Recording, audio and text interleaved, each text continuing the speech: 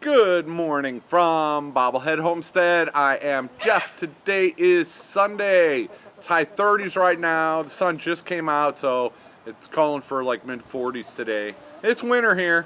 Already out taking care of the chickens like usual. Sometimes I go back to bed after after that, but not today. Let's see.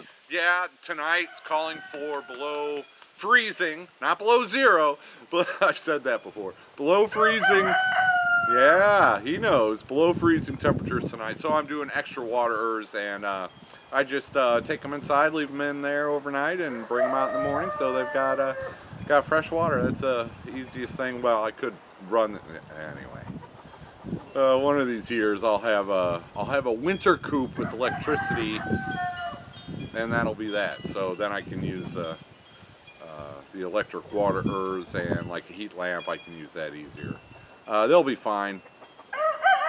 There's enough of them to huddle up together and keep warm.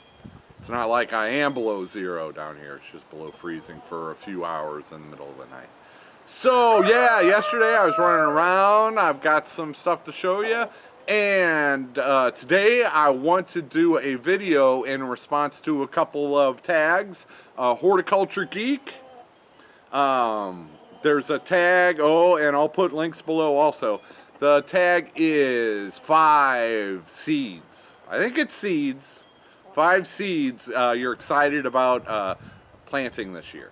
So I will do that. I was also tagged by Eric at The More You Grow. Links up above and below. Yeah, not thumbs down. Links up above and down below. Yeah, it's kind of cool seeing what everybody's excited about growing. I've picked out 4. I don't know what my 5th one is. We'll figure it out by the end of the day, I guess. But 2 good channels. Horticulture Geek, I think, is here in Arkansas. Eric from The More You Grow is in Texas. He just finished his graduate degree, and he's got some big projects coming up on their farm. Always a wealth of knowledge, and I'm always learning something new from his videos. So go check out Horticulture Geek and Eric from The More You Grow. The first seed, or seeds I should say, I'm excited about growing are cover crops, and I want to talk about cover crops. This is what happens to a chicken run when you leave your chickens in it for a long time. And yeah, so it's pretty much devoid of any type of vegetation. And I would like to change that. Ideally, I would have the chickens over here this winter in the garden, and probably wrapped around, where the cabin's going. Ideally, that's where I would have the chickens right now, fertilizing and eating weed seeds and all that stuff. But yeah, you got to go with the flow when you got to go with the flow.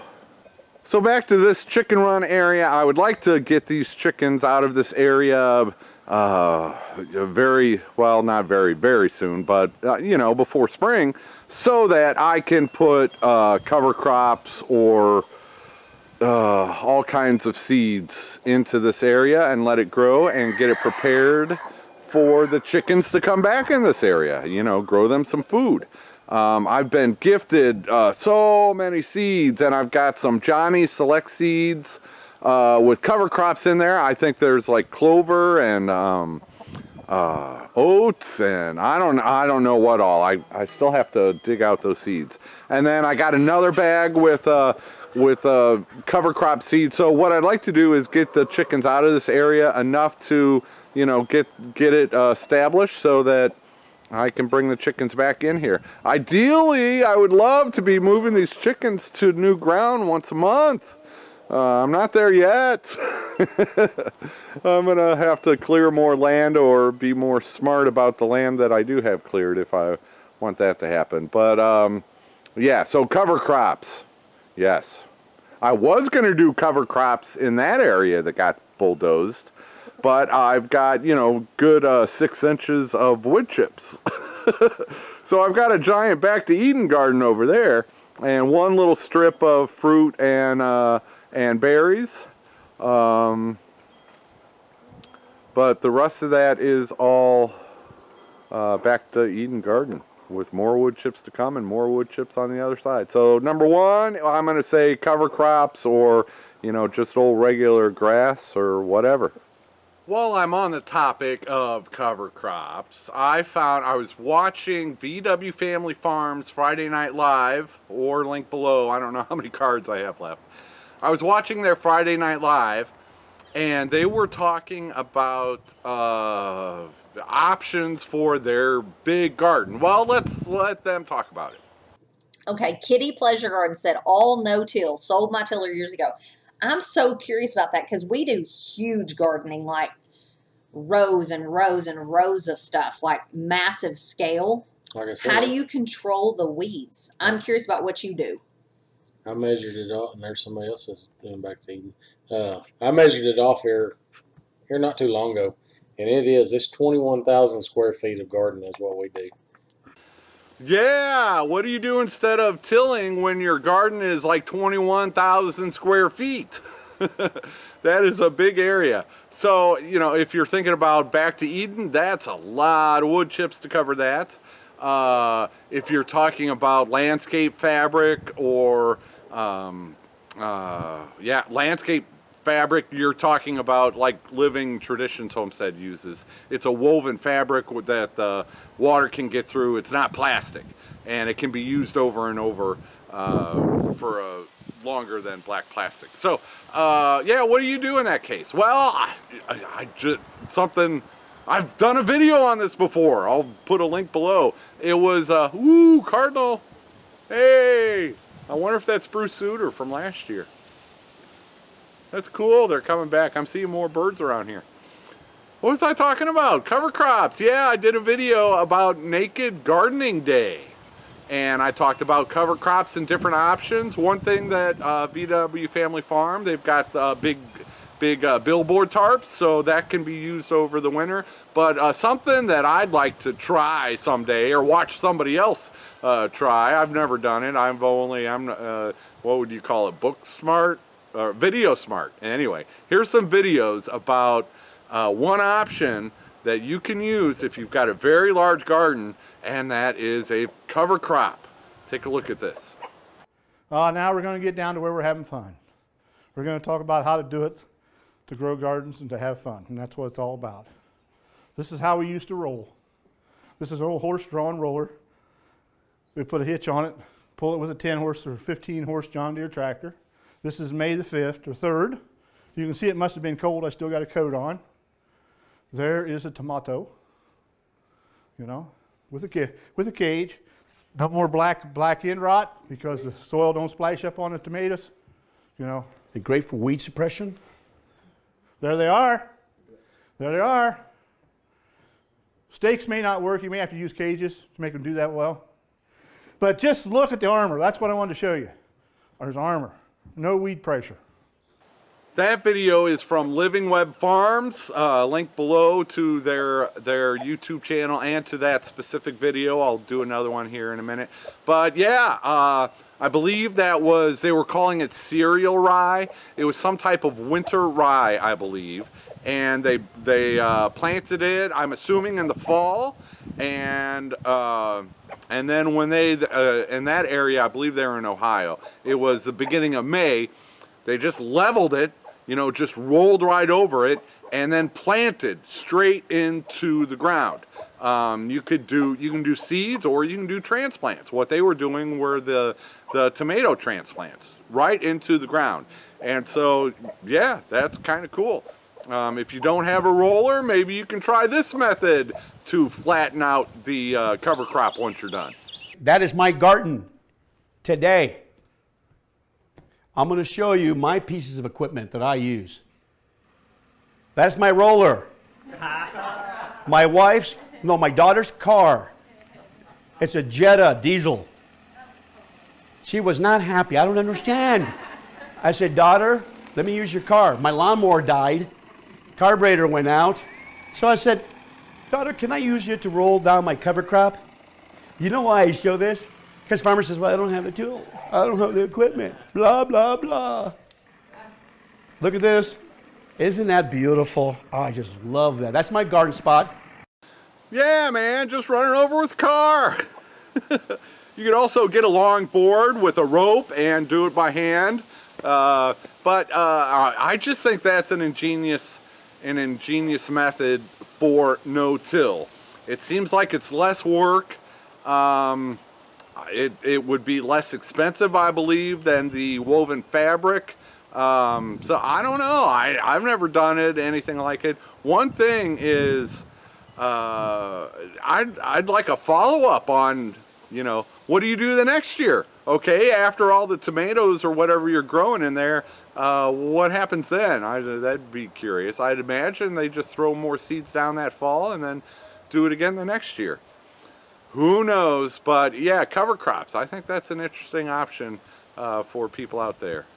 Another topic that came up with Ruth was Ruth Stout. So if you don't till, how do you control weeds? Garden cloth, someone said. We're trying some this year. We're going to try the billboards. Right. Going the cheap route. Several people have said Ruth Stout. I actually do not know who that is, so I'm going to have to check that out. Yeah, Ruth Stout was, she was an older lady who had just started gardening later in life, and she was a member of a garden club and was writing like a weekly article or something, but she put together a book about gardening and her method, and she just used old hay or fresh hay or straw or whatever, and just layered, you know, put it on the ground as the weed suppressor. It's kind of like using a cover crop and then leveling it. You know, you saw that it was all flat on the ground. Well, and instead of growing it in place, Ruth Stout was basically bringing in the hay or straw and using that as a, and I kind of did that a little bit around here, but that was Ruth Stout. And the cover crop is kind of similar. You're putting down a layer of old grass type plants and using that as the weed suppression and also as future fertilizer. So yeah. So that's what popped into my head when I saw VW Family Farm talking about what to do with their gigantic garden on their Friday Night Live, and I thought, oh, I gotta tell them about these videos. And I'm like, okay, well, I'll do it this way. So I'm not telling you that's how you should do it or that would be the best of you. It's just something that I thought I'd pass along. I think it's kind of cool. Probably too late to do it this year, but I don't know, something to think about in the future. Go check out VW Family Farm. And don't forget, April 6th, the Shindig at VW Family Farm. April 6th, put it on your calendars. Go check out their YouTube channel to get more information on how to pre-register for the event. Number 2 are these seeds. What are those seeds? Last year I planted morning glories, moonflowers, and climbing hyacinth out here, and so I do plan on doing that again. Those seeds were climbing hyacinth. They were gifted to me by Uncle Hoss, so link to his channel will be below also. And what I did was, last year there was that white shed thing behind there, so I was just, you know, trying to cover it up. Or hide it, or I don't know what I was trying to do. Anyway, on the bottom there is, you know, metal fencing, and then there's like the string fencing up top, and I just wrapped it from that tree back there, this little one. Yeah, it's wrapped from there to this tree in front and then over to that tree. What I would like to do this year is wrap it from this tree to that tree and behind this little evergreen, and then run it over there to that tree, so it'll just be along front. And so I want to do a whole bunch of climbing hyacinth up in this, and I do have another piece of metal fencing, so I might be able to go 2 metal fences tall all the way over there. I can tie the metal fencing to the trees without damaging the trees. And yeah, I definitely want to grow some climbing hyacinth here, and we'll see what else. Probably more moonflowers. I really enjoyed the moonflowers. I don't know about morning glories again. And even if I don't plant morning glories, there's a good chance they're going to grow anyway. And for those of you unfamiliar with what climbing hyacinth looks like, I'm gonna dig out some pictures and or video. I really like, it's a vining plant. They can get really long. They produce little, well, they're beans. Purple beans. They produce these little purple flowers that are pretty cool, and then after flowers they turn into these purple hulls. And so yeah, that's it was a cool plant, and I am gonna enjoy doing it again this year and produce some more seeds, and hopefully sharing what Uncle Hoss shared with me down the road.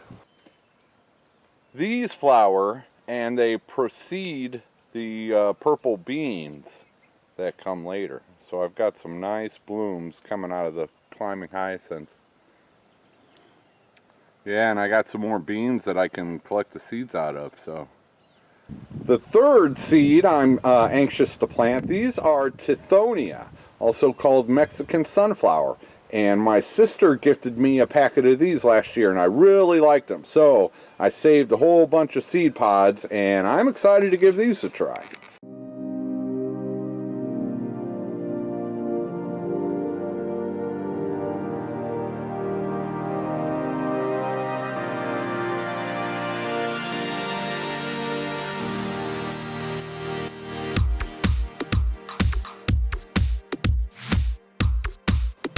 Last year I planted them late, the Tithonia. It was just you know, pick out something to throw down there, because I had planted a row of sweet peas.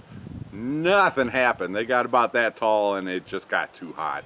So yeah, my awesome sweet pea garden was non-existent. So I planted other stuff there. I planted sunflowers and Tithonia, and I planted a couple other things there that didn't work. The Seminole pumpkins, and I think I want to try those again this year too. But we're talking about the Tithonia. So here are hopefully some pictures and or video to show you what I'm talking about with the Tithonia.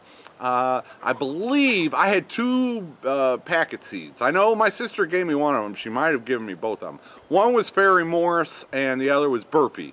So those are the origins of those. Those haven't been handed down like the climbing hyacinth that Uncle Hoss sent me. But hey, you got to start somewhere.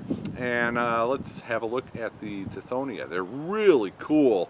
Long stems with one flower, and the stems are like velvety soft. They've got these hairs on them. They're just, it's a very cool plant, and bunches of blooms. It's smaller than a regular sunflower, you know, but there are more blooms on every plant than a regular sunflower. So I'm excited about growing those again. Okay, I gotta show you this. This is my first, it's called a Tithonia, Mexican sunflower. These are very nice. This is my very first bloom. And it looks like multiple blooms coming out of them too. So I've only got a handful of these plants, and that's unfortunate. Oh, and you should feel the stem is so soft. That's unusual. But okay, had to share that. Very cool plant. Number 4 are these birdhouse gourds from Papa Pepper. Link below. Probably both to his channel, and you can buy these if he hasn't run out of them. You can buy these for yourself to grow. But yeah, birdhouse gourds. Last year I threw this thing together to grow some gourds. Out in the country suggested I give gourds a try, and yeah, that was a great idea. So I just, you know, old pallet type things that my neighbor brought over for me, so I just, you know, kind of propped them up, and that thing was full of gourds last year. I'll see if I can pull up a picture. But yeah, I don't know that I'll keep it the same, but yeah, I don't know. I'll probably move this to a different location is what I'll do. Well, you never know. I might get around to tearing down that shed and hauling out some of that trash that's in the shed 3 feet tall this year, so maybe I shouldn't put a structure in front of it. But I definitely want to do birdhouse gourds. What I'll probably do is move this over into the back to Eden garden start I have over there with all the wood chips. But yeah, cool, birdhouse gourds. In fact, that's a bottle gourd I grew last year that's still hanging there because I'm, why not? Let's see, I grew loofahs, and I got quite a few loofahs, and then I did not take care of them this winter. That happens. And let's see, there were some small fancy gourds and these bottle gourds. I really only got one big bottle gourd. And yeah. Okay, birdhouse gourds from Papa Pepper. If you want some for yourself, go check him out.